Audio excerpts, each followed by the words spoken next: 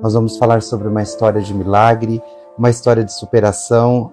Esse homem que hoje tem muita coisa para contar para nós. Boa noite, Júlio. Muito obrigado por estar presente aqui no programa É Demais. Firme e forte? Boa noite, João. Boa noite a todos. Graças a Deus, firme e forte, João.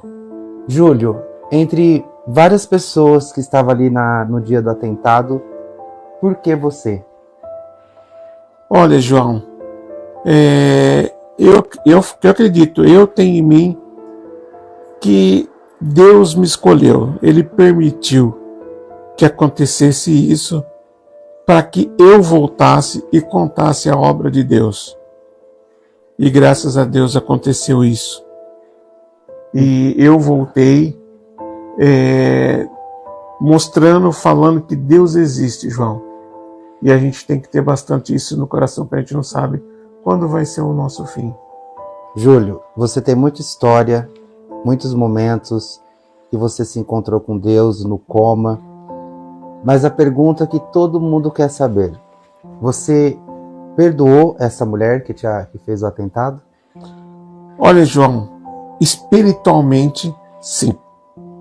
Espiritualmente, no dia que teve o atentado, eu olhei bem no olho dela e disse: eu te perdoo. Então, espiritualmente, eu perdoei, pedi para o Pai perdoar ela. Agora, na lei dos homens, o juiz que fez o julgamento dela, ele que deu a penalidade dela. Então, é ele que dá, aqui na lei dos homens. Júlio, como que tudo começou? Você estava ali entregando as marmitas com os samaritanos. Você já conhecia essa mulher? Você já tinha contato? Você já encaminhou alguma mensagem para ela? Como que era esse contato com essa mulher que chegou até você?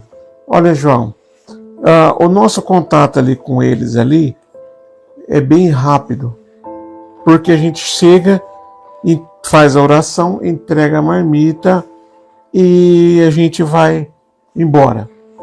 O contato com ela era só entregar a marmita na mão dela, para ela fazer a refeição dela. Eles não fazem a refeição ali no local. Então eles levam para... Sim, eles pegam a marmita e saem para um determinado local, para casa, para fazer a refeição. Então, o contato meu com ela era só as vezes que eu entregava a marmita para ela. E tinha uma pessoa que entregava para as mulheres, né? Então, o contato era o mínimo, bem mínimo mesmo.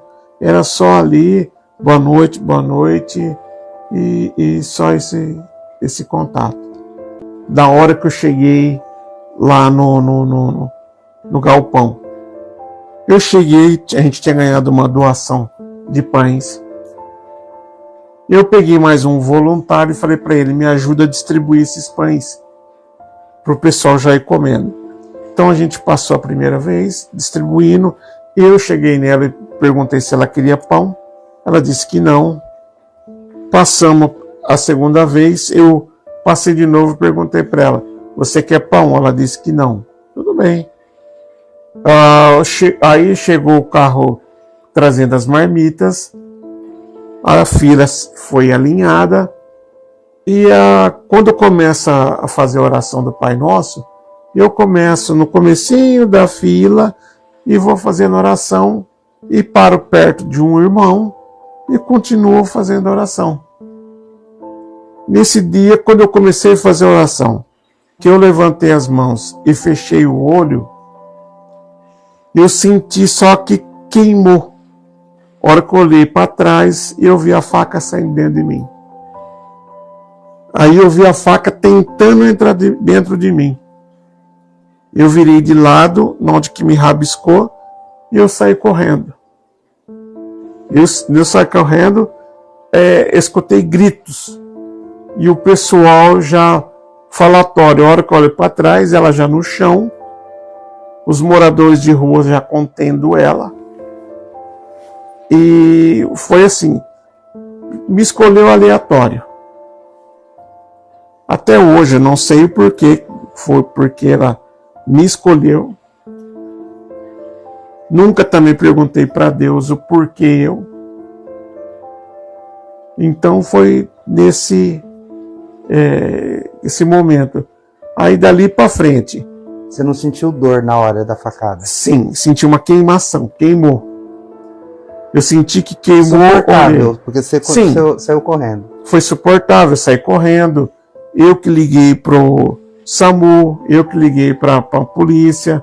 Eu disse para a polícia, eu tô aqui no São Benedito. Eu tomei uma facada.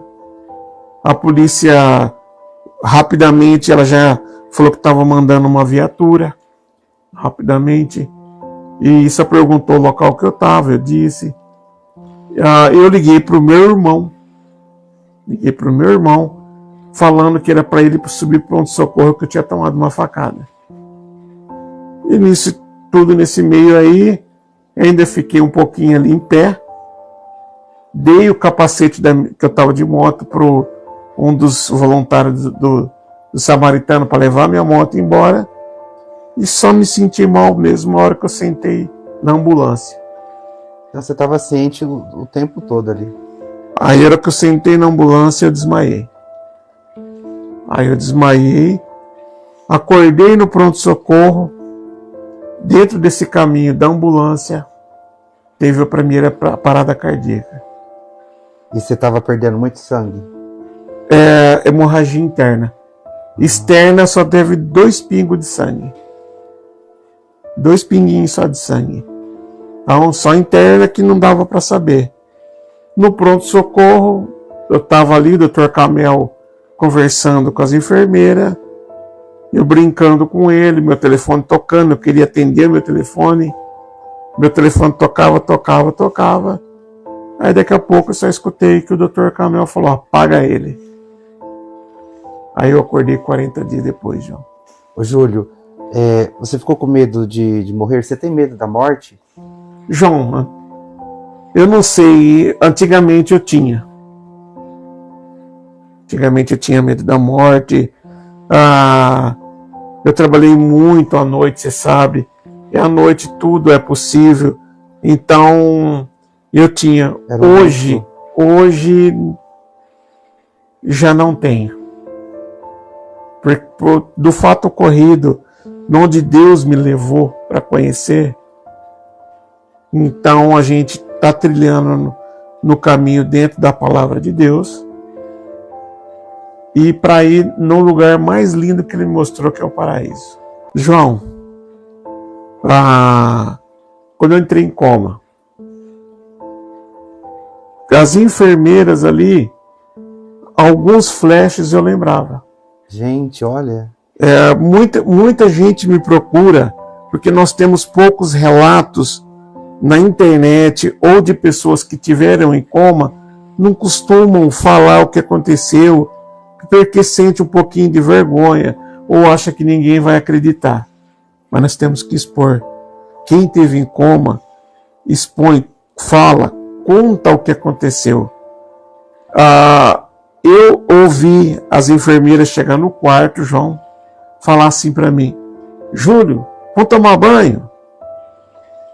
Aí eu vi elas tirando os lençóis, tirando as minhas roupas. Eu vi elas me virando de lado para lavar minhas costas. Nesse momento eu apaguei. Eu acordei um dia, estava passando um programa de televisão e eu fiquei assistindo aquele programa de televisão. Em coma? Em coma. Acordava muito na madrugada. E na madrugada eu vi as enfermeiras passando, porque eu estava num quarto que era todo de vidro. As enfermeiras passando, as enfermeiras entrando no meu quarto, vendo como que eu estava. E durante o dia também via bastante as enfermeiras passando uns flashes, uns relances.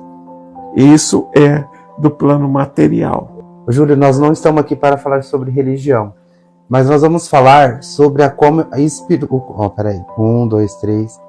Júlio, nós não estamos aqui para falar sobre religião, mas eu gostaria de saber, estar mais a fundo sobre o que é o coma espiritual, que você passou por isso. Sim, João.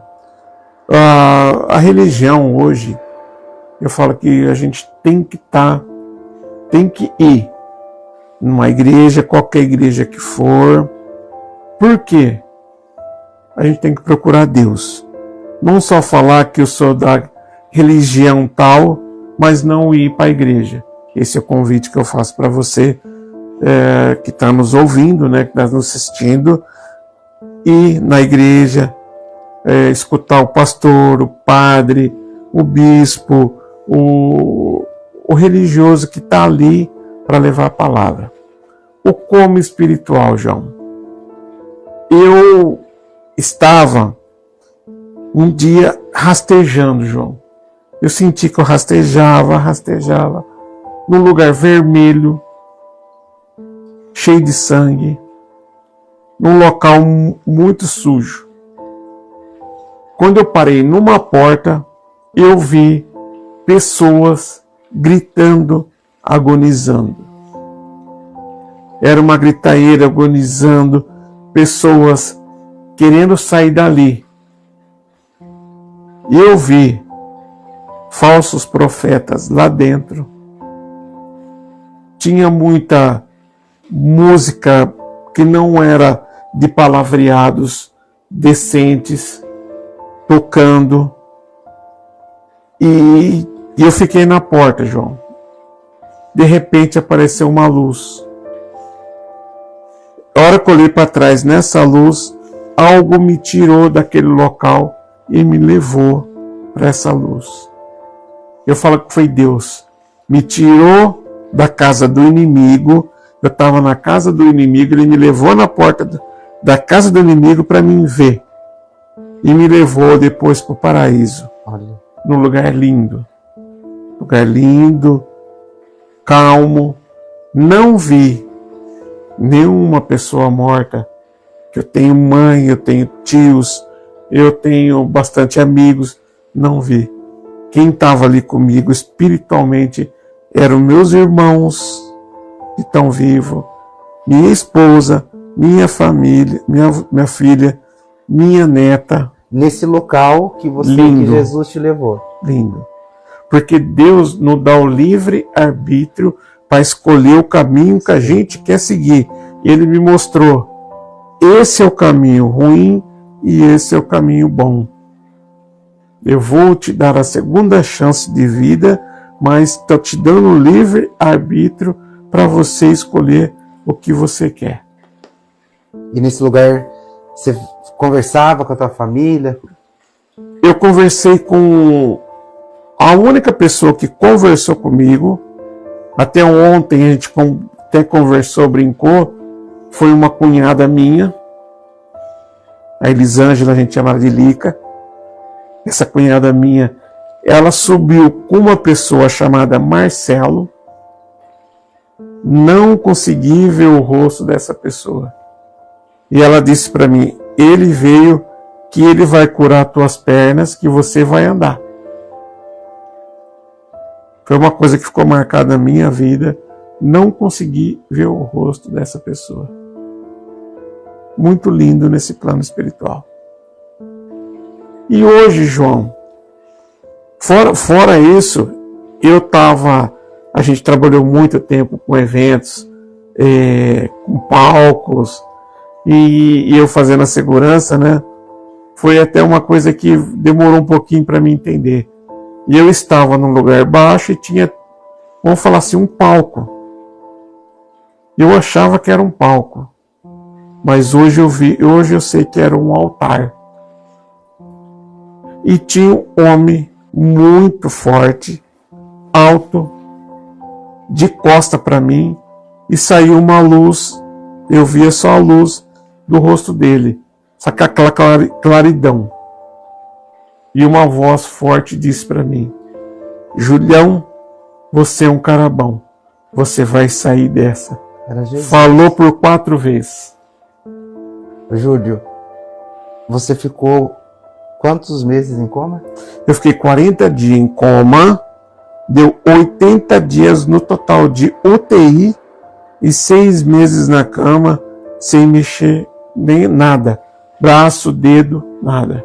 Durante todo esse processo pós-coma, você teve algumas complicações. Sim, ficou muito preocupado. Dentro do coma, isso foi, quando eu tomei a facada foi numa sexta-feira. No sábado, o médico chamou minha esposa e disse para ela: a senhora tem plano funerário? Minha esposa disse: eu tenho. Então pode acionar que nós vamos desligar os aparelhos dele, porque o corpo não está reagindo. Isso no sábado? No sábado. Minha esposa disse para o médico: o senhor deu 72 horas. Nós vamos cumprir 72 horas, João. Mas Deus foi tão grande, com 71 horas e meia, Ele operou o segundo milagre, vamos falar. Meu corpo começou a reagir. Dentro desse reagir, ótimo, eu estava com uma febre de 40 graus, dia e noite. Não teve antibiótico que cortava essa febre. A minha esposa disse que, minha esposa e meus irmãos disseram que quando ia fazer visita, eu tinha mais vidro de antibiótico em volta de mim do que a UTI inteira com 11 leitos. E não cortava? Não. O meu braço inteiro hoje tem até cicatrizes no braço e nas pernas. Tudo com agulha com antibiótico. E não cortava. Uma semana de febre. Eu inchei. Minha esposa disse que os meus olhos saltaram para fora.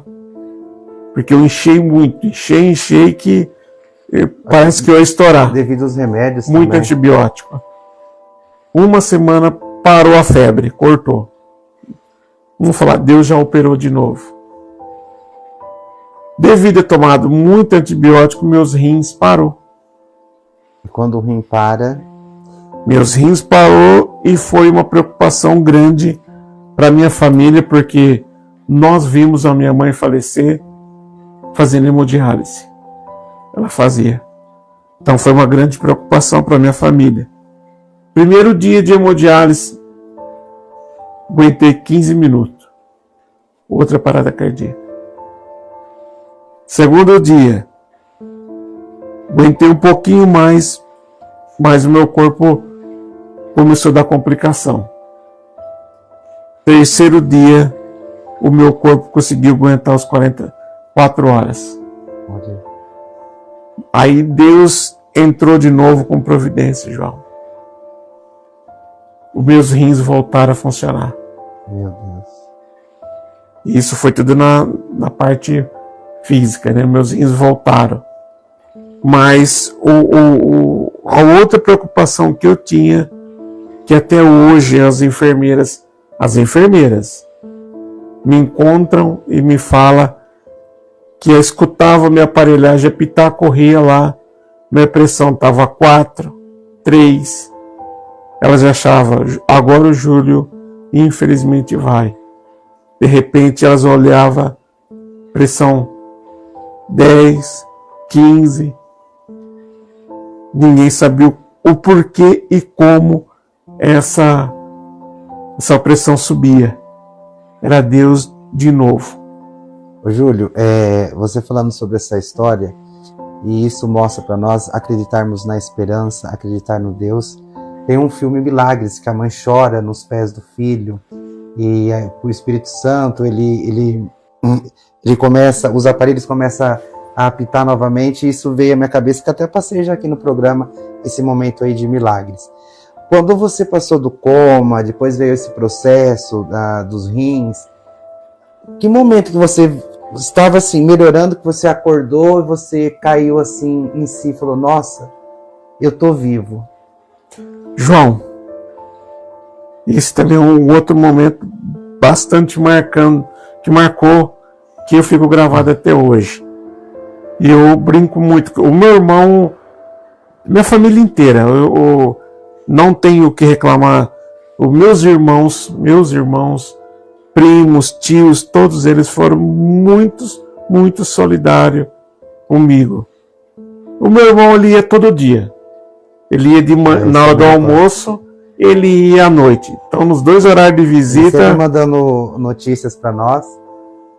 Ele sempre estava lá na UTI. Na hora do almoço, eu olhava na porta e ele entrando. Muitas vezes ele perdia o horário de almoço dele para me ver. E minha cabeça startou a partir do momento que eu perguntei para ele. Eu fiz gesto, porque como que eu estava com a traqueostomia, eu não falava, não saía a voz. Eu fiz um gesto perguntando para ele, o que aconteceu ontem? Aí o meu irmão falou para mim, você lembra? Eu disse, eu lembro. O que você lembra? Eu falei, da faca saindo dentro de mim. Ele falou, então você lembra? Eu falei, lembro. Mas não foi ontem. Faz 40 dias que você está aqui. Eu parei 10 segundos. Fiquei parado, pensando. Aí, a partir daquele momento, a minha cabeça começou a gravar tudo. Aí começou a gravar tudo. As enfermeiras vindo, conversando, falando comigo. Eu ensinando as enfermeiras a ler labial. E eu aprendendo a falar labial. Porque eu fiquei consciente. Muitos dos que estavam internados estavam inconscientes ou falava. E eu não saía nenhuma voz, nenhuma palavra. Então era tudo labial. Tudo labial. E não conseguia fazer gesto porque eu não mexia a mão. Ô, Júlio, outro milagre também, quando você saiu, eu me recordo, que você prejudicou um pouco a sua voz. Hoje está com a voz 100%. Sim, João, todo mundo que passa por processo de traqueostomia, muitos têm que fazer passar pela fonoaudióloga. Quando eu estava com a tráqueo, que tiraram os aparelhos para mim começar a respirar sozinho, porque a traqueostomia é um tubo que joga ar no pulmão para ele trabalhar.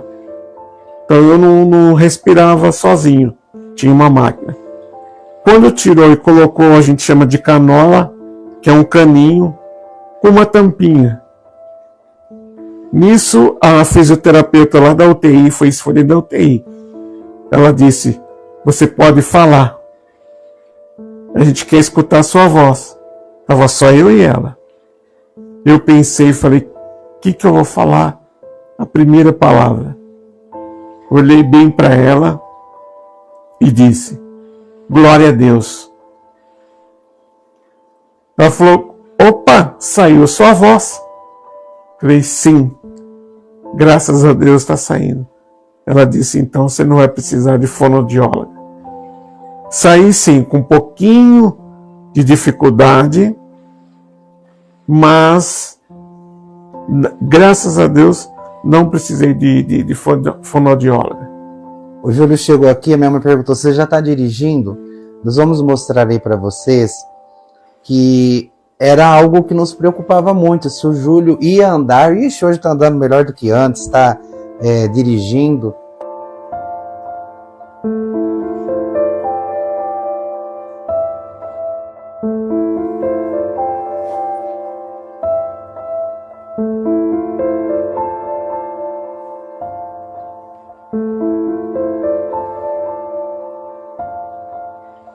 Vocês estão observando o quanto esse homem, quanto esse anjo que está aqui na nossa vida, está compartilhando conosco que Deus existe. Que foi através de um atentado para Deus mostrar o quanto ele deveria continuar fazendo, não só o bem para os samaritanos. Porque o Júlio, além de entregar as marmitas, ele ajuda a pessoas, como por exemplo, ex-usuários de droga, amigos que precisam de uma opinião. Hoje ele é hoje ele é um servo aqui na nossa terra. Sim. Ô Júlio, conta pra nós, toda essa dor que você passou, a gente tinha esperança, muitas pessoas foram fazer oração em frente ao hospital. Foram assim, a cidade inteira se mobilizou porque ele é um cara muito querido. O que você aprendeu com tudo isso? João, primeiramente, a gente tem que saber agradecer. Eu quero agradecer a todos que fizeram oração por mim, todos aqueles que pensaram, o Júlio vai estar aqui com a gente um dia. Por quê? Se eu não fosse o poder da oração, eu não estaria aqui. Então, para vocês verem como a oração é forte. Como a oração tem um poder muito, muito grande. Então, eu tenho que agradecer todo mundo, todas as religiões, porque todas as religiões que eu conversei, muitas pessoas me procuraram, Júlio, eu fiz oração para você, eu rezei para você, eu jejuei para você. Eu até vou contar uma passagem rápida. Eu estava fazendo fisioterapia e eu escutei duas mulheres conversando sobre religião. E eu fazendo a fisioterapia. E ela contando que ela tinha feito bastante oração para uma pessoa, tinha jejuado muitos dias, que ela orou com o rosto no chão para a pessoa que tinha tomado uma facada ali no São Benedito. E eu escutando, a hora que ela falou para aquele moço que tomou a facada no São Benedito, eu fui escutando, deixando ela contar. Num determinado momento, eu virei e disse para ela, muito obrigado. Ela se espantou, olhou para mim e falou, por quê? Eu falei, essa pessoa sou eu. Era Jesus operando novamente.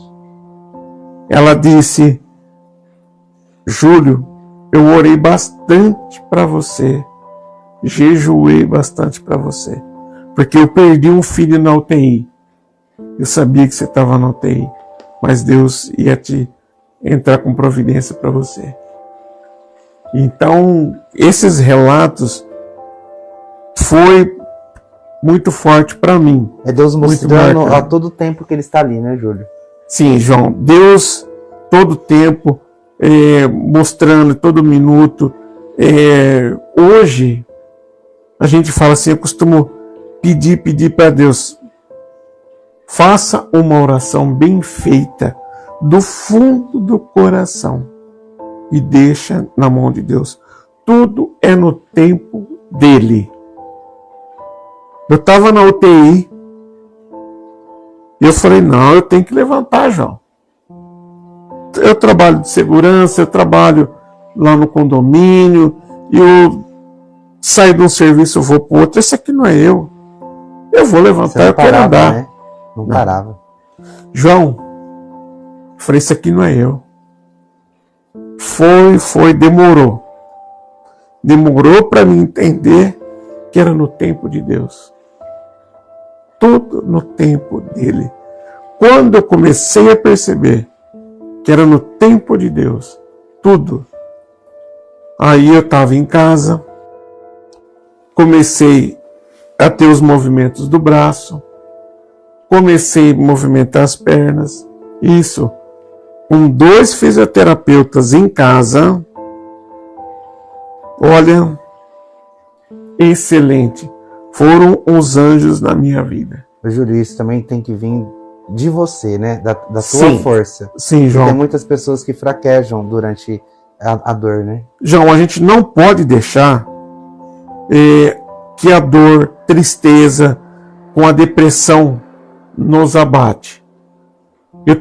Eu sempre falo para todo mundo, eu tinha tudo para ter isso. Você não teve depressão? Nunca.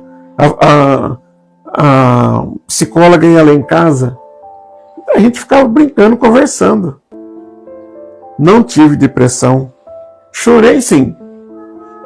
porque eu queria levantar para ir para a feira, mas era um choro de esperança. De esperança, sim. Então, nunca tive depressão, nunca tive ansiedade. E sim, tirando uma lição de vida muito boa de tudo isso. E fui aprendendo que é tempo de Deus, aprendendo com os fisioterapeutas com calma, que eu tinha que fazer a lição de casa, fazendo os exercícios, movimentos começaram a voltar. Quando eu comecei a sentar na cama, transferir da cama para a cadeira de roda, tinha que sempre solicitar meu genro, meus irmãos, vizinhos, amigos para me fazer isso. Um dia, eu e a minha esposa sozinhos, nós dois, transferimos para a cadeira de roda. A partir daquele dia, eu falei para minha esposa, é uma nova mudança na nossa vida. E foi. Comecei a transferir depois para a cadeira de banho e tomar banho no chuveiro sozinho, sentado. João, antes era um bebezão. A gente não dá valor na nossa vida para você ir lá pegar o seu copo d'água, você, e tomar. É uma delícia, João. Você tomar, você abrir a sua geladeira e ver o que você quer comer. A gente não dá esse valor. A água caindo na tua cabeça, o chuveiro caindo aquela água gostosa, você tomando aquele banho gostoso, a gente não dá valor. Só quando a gente chega no extremo que a gente vai ver essas pequenas coisas da vida que fazem parte no dia a dia nosso, que a gente não dá valor. Então isso ensina para nós que a gente tem que saber perdoar e amar. E você veio para nos fortalecer mais na nossa fé. A gente, até o Júlio é muito conhecido em Monte Alto, mas nessa fase dele que ele passou de recuperação, tem muita gente que você nem conhecia como exemplo da mulher que estava ali na fisioterapia. Então, sim, Deus colocou milhões de pessoas na tua vida. Hoje, Júlio, neste momento, como que você está se recuperando? Você já voltou ativa? Você está fazendo fisioterapia? Você está tomando remédio? Como que está hoje a sua vida? João, é até gostoso de contar essa parte após a vida nova, vamos falar assim. Essa segunda chance que Deus me deu para poder viver de novo e estar aqui contando a obra dele, né? Eu, hoje, me sinto muito bem. Quando eu comecei a já andar, comecei a fazer meus exames, eu falei, eu tenho que entender como que está o meu corpo por dentro. Comecei a fazer no cardiologista, foi o primeiro. Fiz exame, eletro, fiz um monte de exames. A médica me chamou lá em Ribeirão Preto, no AME, e disse, Júlio, seu coração está excelente. Olha. Nem parece que você teve parada cardíaca. Aí eu tinha preocupação dos rins, porque meus rins pararam. Eu usei sonda por 3 meses, João. 3 meses usei sonda. E é uma coisa muito delicada, né, Júlio? Muito. Fui no HC em Ribeirão Preto para saber como estavam meus rins. Tiraram sangue, fizeram um monte de exame. Os rins, excelente. Olha. Aí o exame de sangue meu, tá tudo perfeito. Eu tomava remédio para diabetes, pressão alta. Fizeram os exames de diabetes. O que aconteceu? Tive de tirar remédio. O médico do HC me tirou remédio. Eu tomava 2 de manhã, 2 à tarde. Hoje eu tomo 1 de manhã, 1 à tarde. E eu tô vendo que eu acho que vou ter que tirar talvez esse também. Ô, Júlio, e antes do atentado, você não tinha nenhum problema de saúde? Tinha. Eu cheguei a tomar insulina. Por 6 meses, 6 meses eu tomei insulina. Olha. Hoje eu tomo 1 remédio de diabetes. Tomava 2 remédios de pressão de manhã e 2 à tarde. Hoje eu tomo 1 remédio de pressão só, que o médico falou que eu vou ter que tomar por causa que ele é um remédio bom para o coração e para a pressão. Então ele falou, vamos deixar você tomando. Mas eu brigo com a minha pressão que está baixa. Inclusive, antes eu não sentia frio, João. Agora com a pressão 10, 11, 9, eu sinto muito frio. Eu brigava com a minha esposa, você está com frio? Ela falava, eu tô. Pressão de mulher é mais baixa, né? E eu brigava com ela, não tem frio não, hoje eu sei o que ela passa, né? Eu com essa pressão baixa é minha. Meu amigo Júlio, ontem você passou por desafios, por aprendizado, por um momento que todos nós que estávamos aqui do outro lado, a gente rezava e a gente não queria perder um amigo tão querido.